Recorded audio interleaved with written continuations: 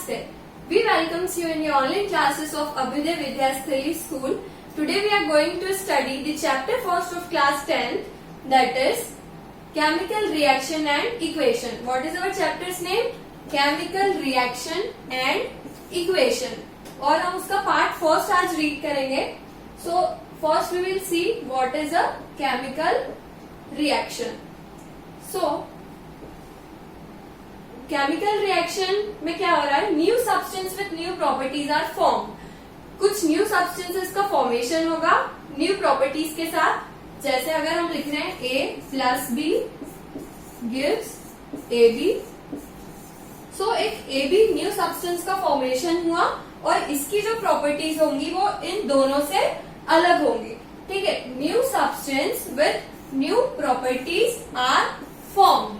New substance का formation होगा with new properties.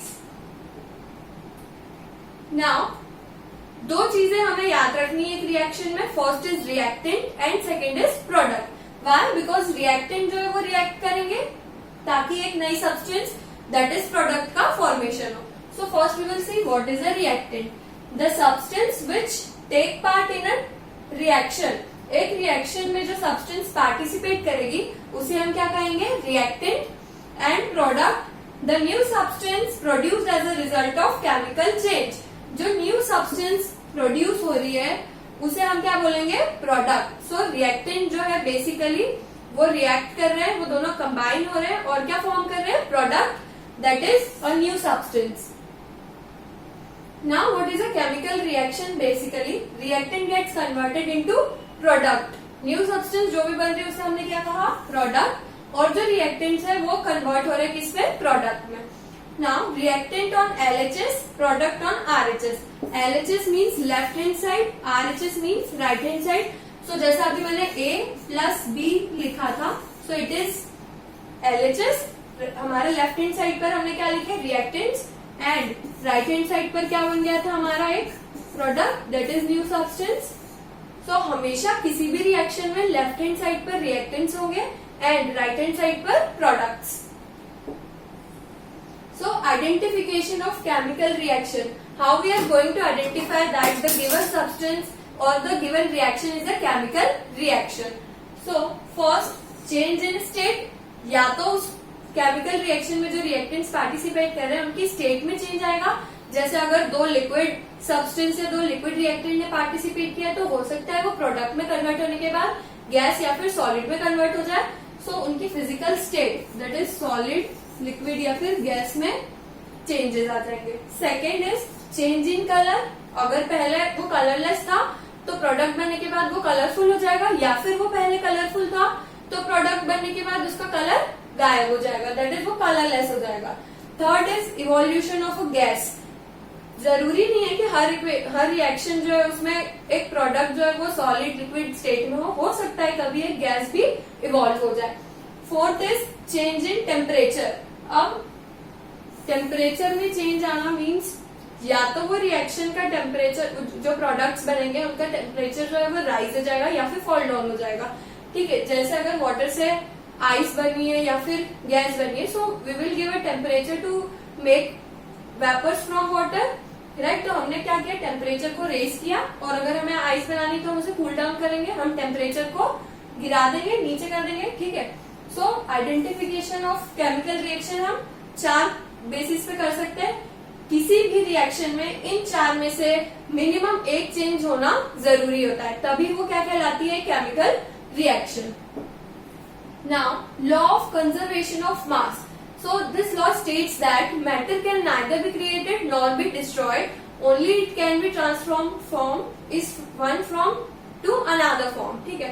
हम मैटर को कभी भी डिस्ट्रॉय नहीं कर सकते, ना ही हम उसे क्रिएट कर सकते हैं. हम सिर्फ उसे उसके एक फॉर्म से दूसरे फॉर्म में कन्वर्ट कर सकते हैं. जैसे वाटर, हम वाटर को कभी डिस्ट्रॉय नहीं कर सकते बिकॉज इट्स अ मैटर. हम सिर्फ उसकी स्टेट्स को चेंज कर सकते हैं या फिर उसके फॉर्म को. हम उसे वेपर में कन्वर्ट कर सकते हैं, हम उससे आइस बना सकते हैं, बट वो रहेगा तो वाटर ही. हम कभी भी H2O वाटर को कभी भी हम डिस्ट्रॉय नहीं कर सकते. That's what the law of conservation of mass concludes. So हमने ये क्यों पढ़ा? हमें इस लॉ को पढ़ने की नीड क्यों हुई? क्यों? क्योंकि किसी भी रिएक्शन में जितने अमाउंट ऑफ रिएक्टेंट प्रेजेंट होंगे प्रोडक्ट में भी उस पर्टिकुलर एलिमेंट के उतने ही एटम का होना जरूरी है। क्यों? क्योंकि कभी भी जो मैटर है वो डिस्ट्रॉय नहीं होता और ना ही वो क्रिएट होता है। जितना है वो उतना की उतना रहेगा, बस उसकी जो स्टेट है, उसका जो फॉर्मेशन है वो चेंज हो जाएगा। So writing a chemical reaction, अब हम देखते हैं कि हम किसी भी रिएक्शन को कैसे लिखेंगे। ठीक है, a chemical equation represents a chemical change.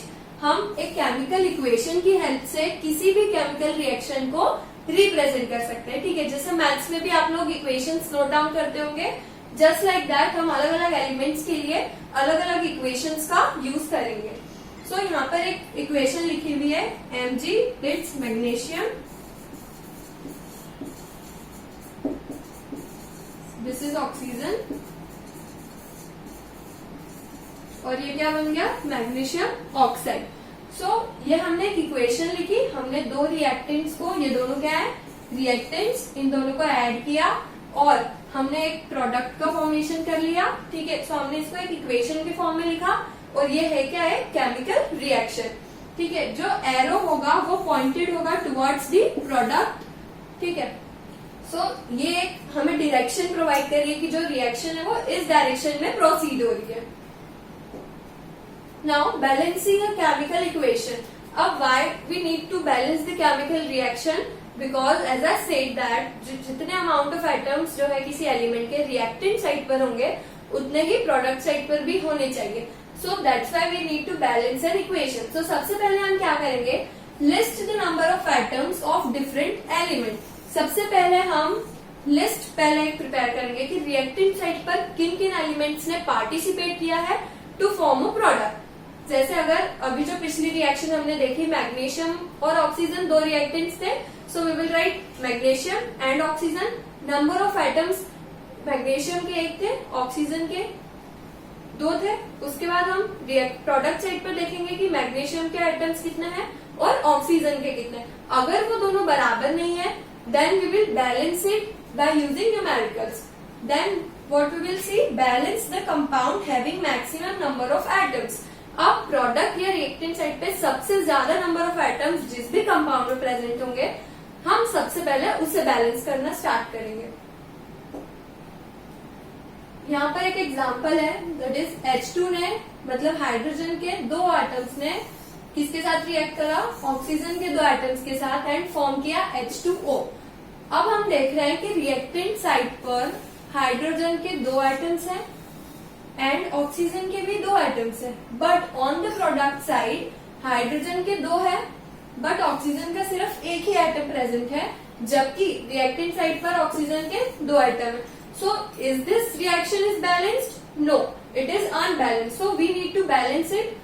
So we will add a 2H2 plus O2 gives 2H2O। So यहाँ पर अब कितने एटम्स हो गए? ऑक्सीजन के 2, हाइड्रोजन के 2 2 4।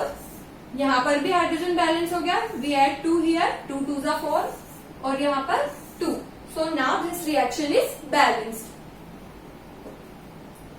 Now we will see the types of reactions. अब हर रिएक्शन जितनी भी हो रही है वो सारी एक जैसी नहीं होती है, बिकॉज हर एलिमेंट की टेंडेंसी अलग होती है, वो अपने अलग तरीके से रिएक्ट करता है। So there are 5 types of reactions. First is combination reaction, second is decomposition reaction, third is displacement reaction, fourth is double displacement reaction, and fifth is redox reaction. So redox means reduction plus oxidation. Okay, so इसको हम collectively क्या कह रहे हैं? redox. RED from reduction and OX from oxidation. So it will make redox reaction. Then, so mainly जितनी भी reactions होती है सभी में या तो heat evolve होगी या फिर heat absorb होगी. On the basis of that, reactions are of 2 types. First is exothermic reaction. So here exo means outside. मतलब क्या होगा यहाँ पर कि इस रिएक्शन में जो हीट है वो आउटसाइड इवॉल्व होगी। Those reactions in which heat is released heat क्या हो रही है, रिलीज हो रही है, मतलब वो बाहर जा रही है outside, that is exo, along with the formation of product. Product तो फॉर्म होगा ही होगा, साथ में क्या हो रहा है, हीट भी रिलीज हो रही है outside, so it is called exothermic reaction. Second is endothermic reaction.